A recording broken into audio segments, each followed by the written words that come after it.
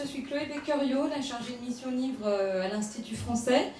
Et donc l'Institut français tient à remercier André Makin d'avoir accepté notre invitation et aussi à remercier le département de langue et littérature français de l'Université de Bucarest et le centre de recherche Hétérotopos, ainsi que le lectorat français pour l'accueil de ce premier rendez-vous avec André Makin qui vient tout juste d'arriver là. Je vais vous faire une brève présentation, un bref rappel de la biographie et de la bibliographie de Monsieur Makin. Donc, Monsieur Makin est d'origine russe, il est né en Sibérie, il est arrivé en France au début des années 80, à la fin des années 80, et il est l'auteur de 15 romans, bientôt 16, parce que le prochain va sortir en janvier 2014 aux éditions Grasset. Et son premier roman publié en 1990, La fille d'un héros de l'Union soviétique, a été traduit par les éditions Humanitas en Roumanie.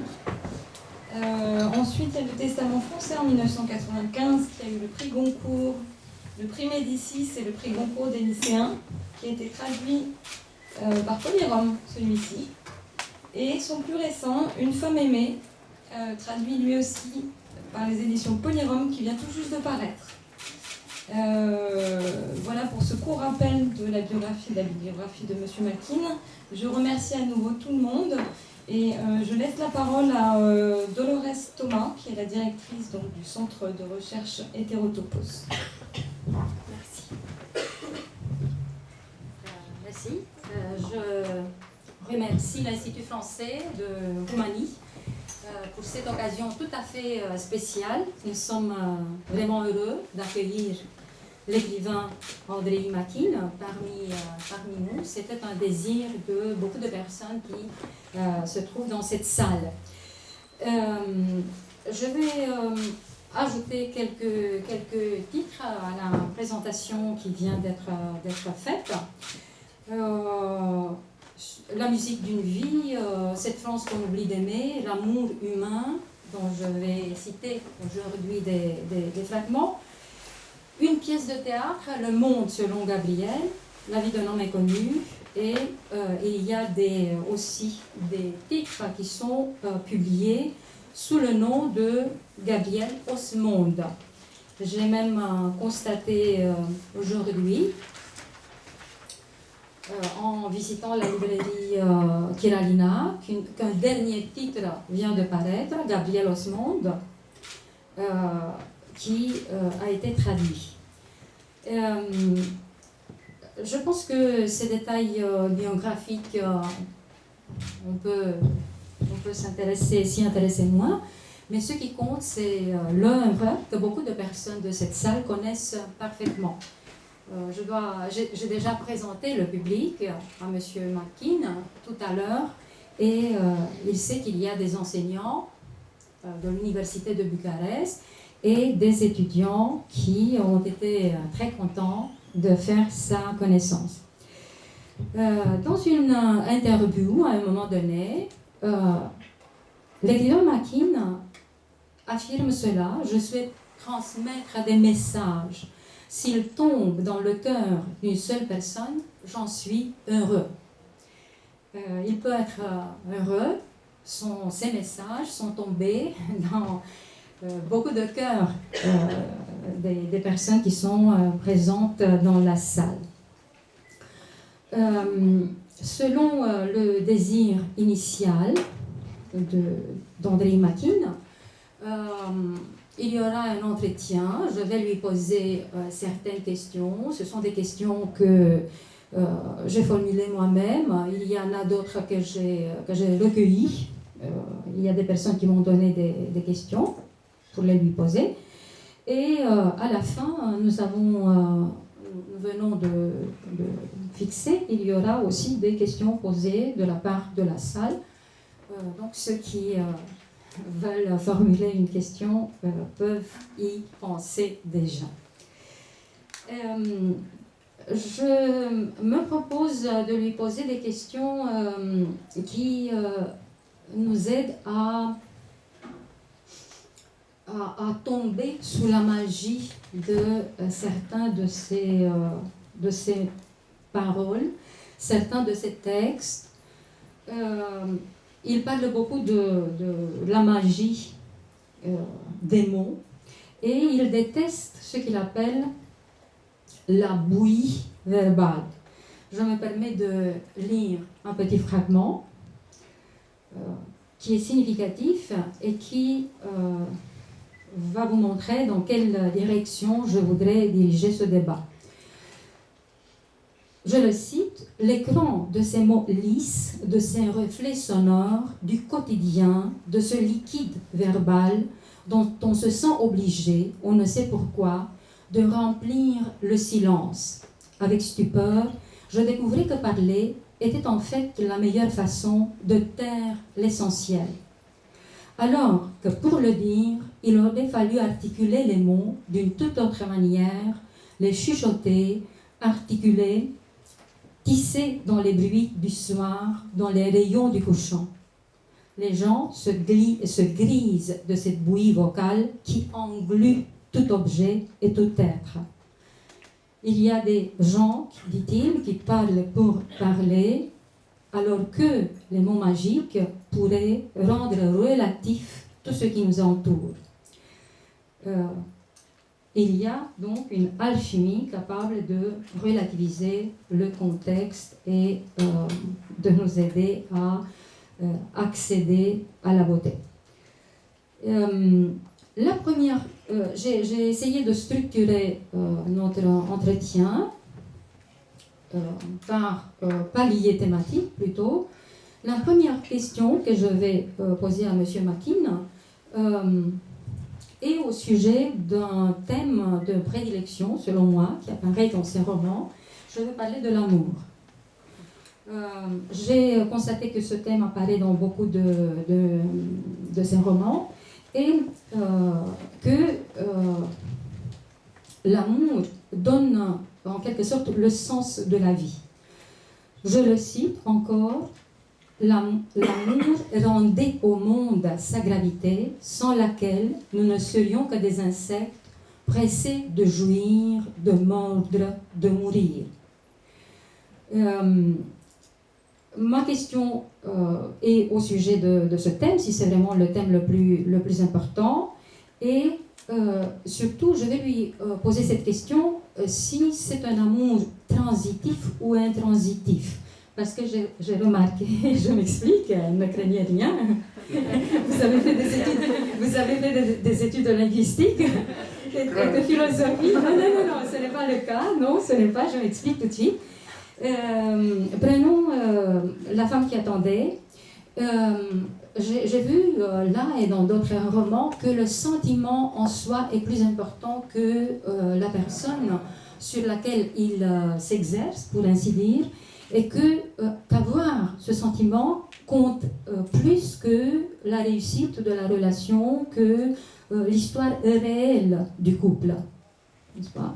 Et c'est, en ce sens, je dirais que parfois il est sans objet, sans personne à laquelle on s'attache, et cela existe aussi dans l'amour humain. Elias aime sans retour et sans attendre quelque chose. Alors je pense que plus que la relation, c'est le sentiment et la façon dont il compte pour la personne qui est important. Et je me trompe peut-être. C'est à vous de nous dire. Voilà. Je constate encore une fois que souvent mes lecteurs comprennent mes livres mieux que moi-même. Je n'aurais jamais osé parler d'un amour transitif, intransitif. Ou intransitif. Intransitif, oui. Mais je parlerai plutôt de Dolores d'un amour oblatif ou captatif. Ça se complique davantage. Pas du tout. Je me traduis. Oui. Je me traduis pour être encore plus compréhensible. C'est un amour c'est un homme, c'est une personne, une femme qui se donne ou au contraire qui capte, qui offre ou qui récupère quelque chose de vital. Et la question dans le roman que vous avez évoqué, La femme qui attendait, se pose exactement de cette façon-là. Est-ce que l'amour oblatif, c'est-à-dire l'amour qui donne, sans penser au retour qu'on va recevoir quelque chose, est-ce que c'est un amour véritable ou c'est quelque chose d'assez partiel? Donc je ne sais pas comment ça se conjugue avec votre théorie des deux amours transitifs, mais pour moi, c'est surtout cet élan vers autrui qui compte. Peut-on considérer comme quelque chose d'imparfait si on n'est pas aimé? Si on aime, mais si on n'est pas aimé. S'agit-il encore d'amour?